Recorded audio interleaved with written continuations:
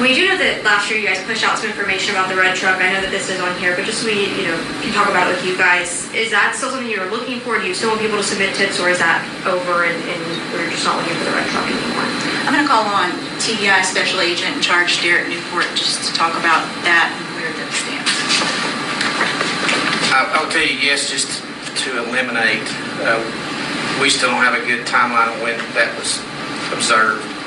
People that frequent areas on a regular basis get their date can get days mixed up. We still want to figure out who, if possible, and if that's even a legitimate lead. So as she said earlier, we followed a lot of dead leads that didn't produce anything. So that obviously is still something we want to put to bed, but it's not. We still can't pinpoint a date and an exact location. That's right. Anybody else? When this first came out, you guys said that Summer was last seen walking away from her home. That was like one of the initial reports that night. And then things kind of changed the following day. Is there any evidence that she walked away from home, or any evidence leading toward an abduction, or do we have any evidence of anything that night otherwise?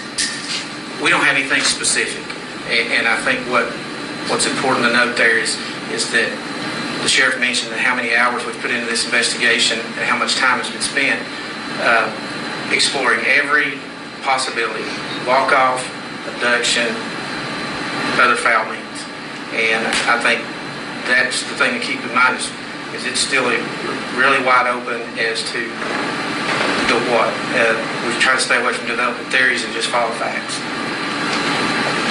You mentioned that you're continuing to look at this case every day. Are there more searches planned as we're approaching the summer months?